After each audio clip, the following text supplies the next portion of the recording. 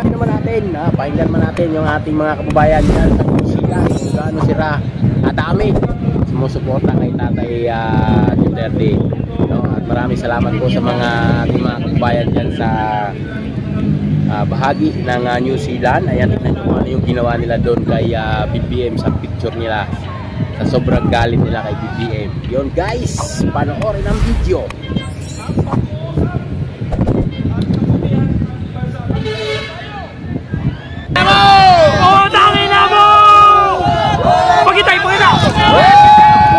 Sir, ito yung patunay, sir.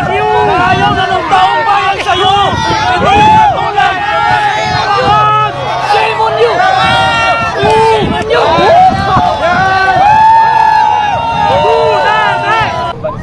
Kamay na bakal! Kamay na bakal! Ngayon yung yung sa uklong. Kaya gano'n. Kaya lumayo ka naman. Ibuton nyo na. Kasi admisin ka.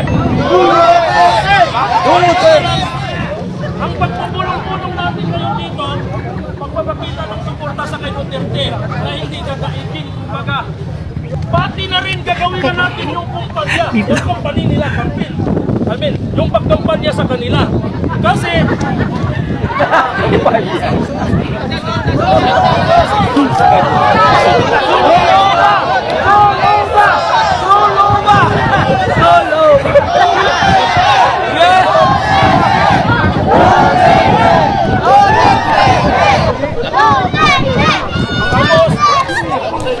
kampanya na lang natin kasi kasama na rin sa suporta nyo. Di ba naintindihan ninyo na?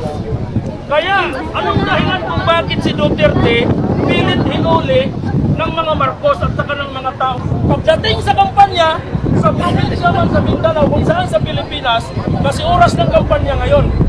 Di ba ang napakatunog ng pangalan si Presidente Duterte? Kung magpunta lamang doon yung mga kalyado niya, medyo ang tao hindi talaga ganyan. Kaya ang ibig sabihin nila na si Duterte, alisin nila pagdating kung saan sila magpunta. Kasi si Duterte ang dinudumog ng mga tao. Yes!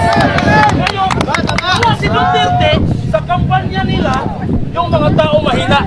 Kasi halos yung mga tao magpakamatay sa kay Duterte. Yun ang isang dahilan. Kaya gusto nila ipindi ngayon doon ng 6 months. Ayon sa nakikita sa balita. Pero balita pa yun, wala pa talagang pinakaresulta kung gaano katagal. Kaya yun lang yung masasabi ko sa inyo na maraming salamat sa inyo sa pagsuporta sa kay Duterte. Kasi itong pagsama-sama na to, hindi to laban kumbaga ng ilan, kundi lahat tayo mga Pilipino. Pati yung mga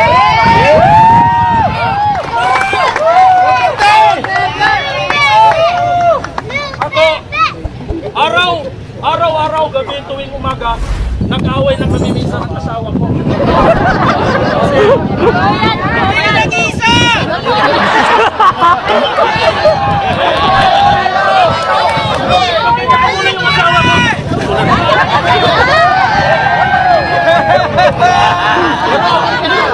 Tanggap ko naman yun, marami daw nagsabi.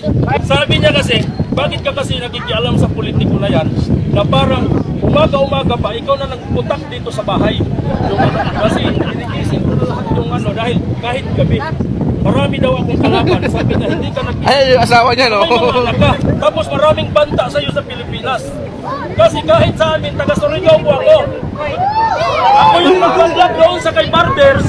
Kasi nasabi ko doon sa kay Barbers na yung panahon ni Duterte, sabi mo doon sa kanya na, napakaswerte natin. Trader yan! Ba't sibuyas? Dahil mayroon tayong presidente na katulad ni Duterte, may doon tabang at malasakit.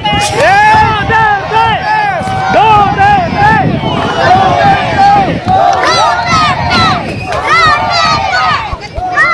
Kung gusto nyo, sabi niya kung gusto nyo, kung ako ang tatanungin nyo, kung bigyan si Duterte ng 10 years extension, 100 years daw ibibigay niya. Pero wala pa nga, gusto na niya patayin si Duterte. Kaya yun ang ibig sabihin ko na, yung mga tao na yon, ano lang sila, kung saan yung ano, doon sila lumilipat, parang wala silang prinsipyo. Yun ang Yan, beng-beng, beng-beng, beng-beng. Kaya ako, ito, sasabihin ko sa inyo, nagpa-vlog ako, pero gusto kong makikiusap sa inyo. Hindi ito pang personal na interest kasi alam kong bawat tayo may pangangailangan, pero may trabaho naman tayo parehas. Gusto kong ipalong niyo ako sa ganitong oras lang, sa ganitong panahon, pakikipaglaban natin kay Duterte. Kasi ang laman palagi ng istorya ko, araw-gabi, pakikipaglaban sa kay Duterte para maproteksyonan natin. Amen! Tito, amen! Pagkatapos ng issue na to, kasi ang gusto ko, yung mga sinasabi ko, tulad dito mag-isipin sa mga kaibigan ninyo sa kanila, sa mga hindi nakaintindi, para dumami tayo, lalong lumalakas. Kaya gusto ko ngayon, ipapakita ko sa inyo, sunugin ko yung mukha ni BBM. Dahil, sunugin ko yung mukha ni BBM, pero gusto ko, ako lang ang makikita kasi ayaw kong madamay kayo. Damay-damay na! Damay-damay na! Sunugin!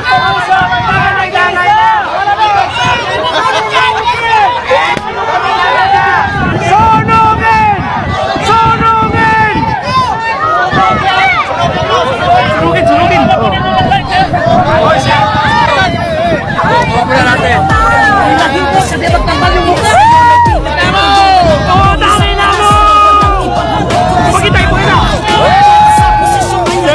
Ito yung patuloy sa inyo. Ayaw na ng taong bakit kayo.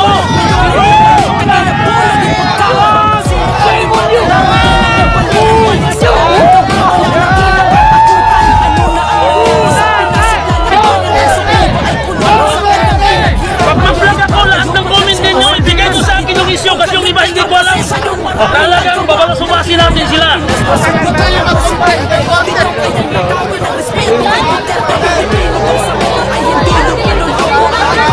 Arrange na lang tayo papuntang ano.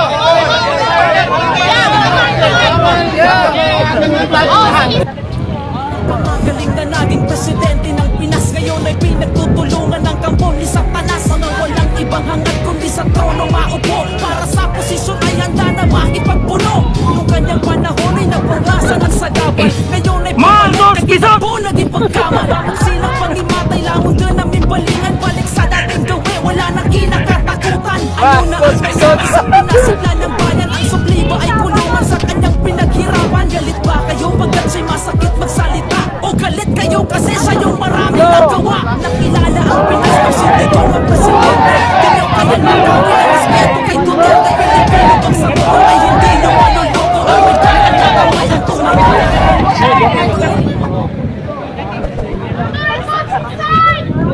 Marcos resign! Marcos resign! Marcos resign! Marcos resign! Marcos resign! Ako po si Kuya James, natabaw po ako. Yay! Ako sa witness. Lalo kagulo ang Davao. Even before Duterte, naging mayor namin. Sabi, hindi na pwede yan. Si Duterte na president na ngayon. Maging disiplinado ang mga tao. Kaya nung nakita natin hinuli yung tatay natin sa kapwa, maraming umiyak. Luzon, Visayas, Mindanao, kami maninindigan, di kami papayag, di kami tatahimik sa aming bayan. Kami ang husga, hindi ang mga dayuhan. Kayong nagbenta ng bansa, humanda ang hustisya. Kamay na bakal! Kamay na bakal! Sama! Ang Pilipinas di papayag na alipin ng dayuhan. 1, 2, 3. Ibalik sa Pilipinas si Duterte. Lagyan. Kasi hindi dayuhan. Salamat tayo kadala sa Pilipinas. Alright! Picture tsaka video. Maraming guard. Duterte! Duterte!